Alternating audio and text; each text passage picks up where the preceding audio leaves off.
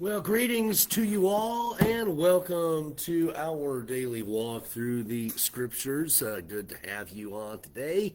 Hope that you hit that share button no matter what time of day you're watching this so that others can join us for this time together. And remember, we are going chronologically through the scriptures here.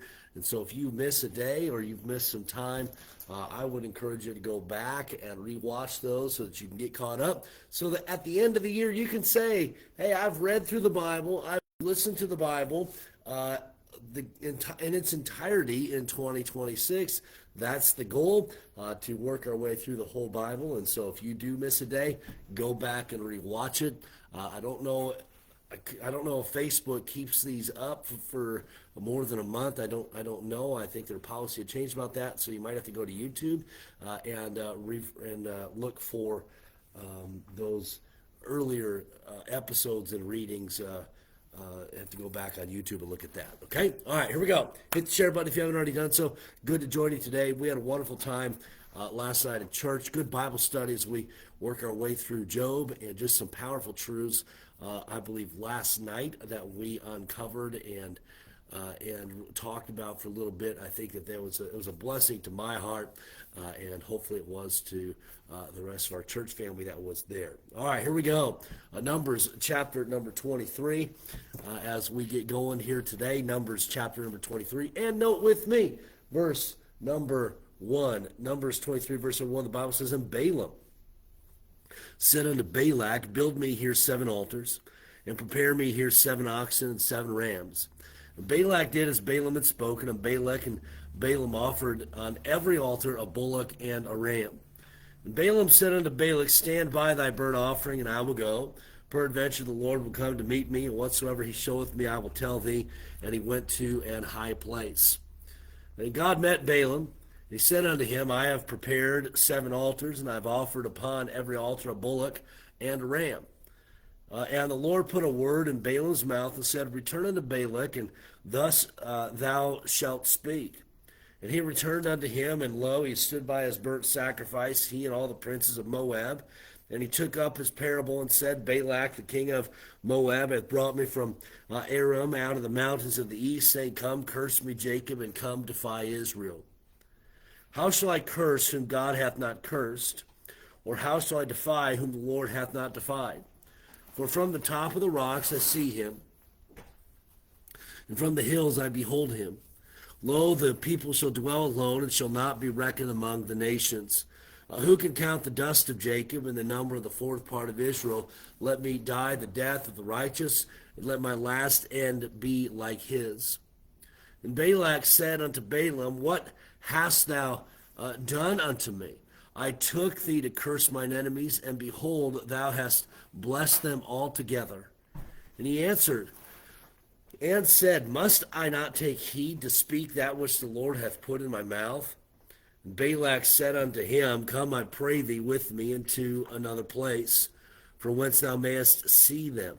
Thou shalt see but the utmost part of them, and shalt not see them all, and curse me them from thence.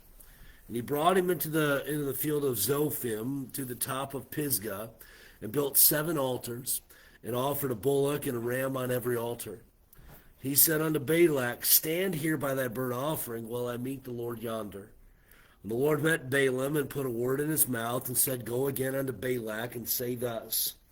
And when he came to him, behold, he stood by his burnt offering, and the princes of Moab with him. And Balak said unto him, What hath the Lord spoken? And he took up his parable and said, Rise up, Balak, and hear, hearken unto me, thou son of Zippor. God is not a man that he should lie, neither the son of man that he should repent. Hath he said, and shall he not do it? Or hath he spoken, and shall he not make it good? Behold, I have received commandment to bless, and he hath blessed, and I cannot reverse it. He hath not beheld iniquity in Jacob, neither hath he seen perverseness of Israel. The Lord his God is with him, and the shout of the king is among them. God brought them out of Egypt. He hath, as it were, the strength of a unicorn. Surely there is no enchantment against Jacob, neither is there any divination against Israel. According to this time, it shall be said of Jacob, of Israel, what hath God wrought? Behold, the people shall rise up as a great lion, and lift up himself as a young lion. He shall not lie down until he eat of the prey, and drink the blood of the slain. And Balak said unto Balaam, neither curse them at all, nor bless them at all. But Balaam answered and said unto Balak, told not I thee, saying, all that the Lord speaketh, that I must do? Balak said unto Balaam, come, I pray thee, I will bring thee unto another place, peradventure it will bless God, that thou mayest curse me them from thence. And Balak brought Balaam unto the top of Peor, that looketh toward Jeshimon. And Balaam said unto Balak, build me here 7 altars, and prepare me here 7 bullocks and 7 rams. And Balak did as Balaam had said, and offered a bullock and a ram on every altar. And now chapter 24. And when Balaam saw that it pleased the Lord to bless Israel, he went not, as at other times, to seek for enchantments, but he set his face toward the wilderness. And Balaam lifted up his eyes, and he saw Israel abiding in its tents, according to their tribes. And the Spirit of God came upon him, and he took up his parable, and said, Balaam the son of Beor hath said, and the man whose eyes are open hath said, he hath said, which heard the words of God, which saw the vision of the Almighty, falling into a trance, but having his eyes open, how goodly are thy tents, O Jacob, and thy tabernacles, O Israel. The valleys are they, as the valleys are they spread forth, as gardens by the river side at the trees of hallows, which the Lord hath planted, and as cedar trees beside the waters.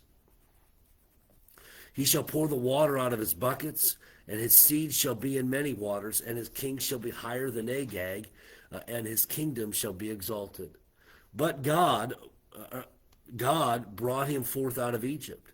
He hath, as it were, the strength of a unicorn. He shall eat of the nations his enemies, and shall break their bones and pierce them through with his arrows. He couched, he lay down as a lion, and as a great lion, who shall stir him up? Blessed is he that blesseth thee, and cursed is he that curseth thee. And Balak's anger was kindled against Balaam, and he smote his hands together, and Balak said unto Balaam, I called thee to curse mine enemies, and behold, thou hast altogether blessed them these 3 times. Therefore now flee thou to thy place. I thought to promote thee with great honor, but lo, the Lord hath kept thee back from honor. And Balaam said unto Balak, spake I not also to thy messengers, which thou sentest unto me, saying, if Balak would give me his house full of silver and gold, I cannot go beyond the commandment of the Lord to do either good or bad of mine own mind. But what the Lord hath, that will I speak. And now, behold, I go unto my people. Come therefore, and I will advertise thee what this people shall do to thy people in the latter days. And he took up his parable and said, Balaam the son of Beor hath said, the man whose eyes are open hath said. He hath said, which heard the words of God, and knew the knowledge of the Most High, which saw the vision of the Almighty, falling into a trance, but having his eyes open. I shall see him, but not now. I shall behold him, but not nigh. There shall come a star out of Jacob, and a scepter shall rise out of Israel, and shall smite the corners of Moab, and destroy all the children of Sheth. And Edom shall be a possessor. Seir also shall be a possessor for his enemies, and Israel shall do valiantly. Out of Jacob shall come he that shall have dominion, and shall destroy him that remaineth of the city.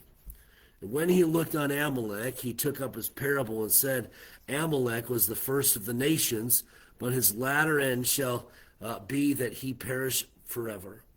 And he looked on the Kenites, and took up his parable and said, strong is thy dwelling place, and thou puttest thy nest in a rock. Nevertheless, the Kenites shall be wasted, until Asher shall carry thee away captive. And he took up his parable and said, alas, who shall live when God doeth this?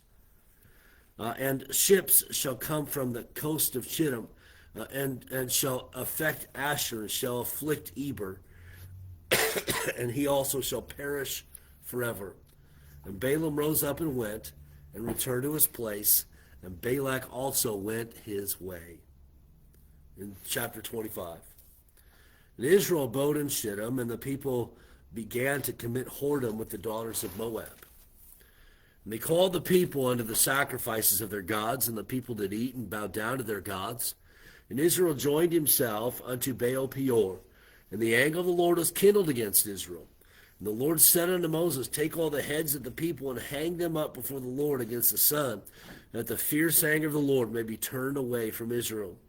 And Moses said unto the judges of Israel, slay ye every one his men that were joined unto Baal Peor. And behold, one of the children of Israel came and brought unto his brethren a Midianitish woman in the sight of Moses, and in the sight of all the congregation of the children of Israel, who were weeping before the door of the tabernacle of the congregation.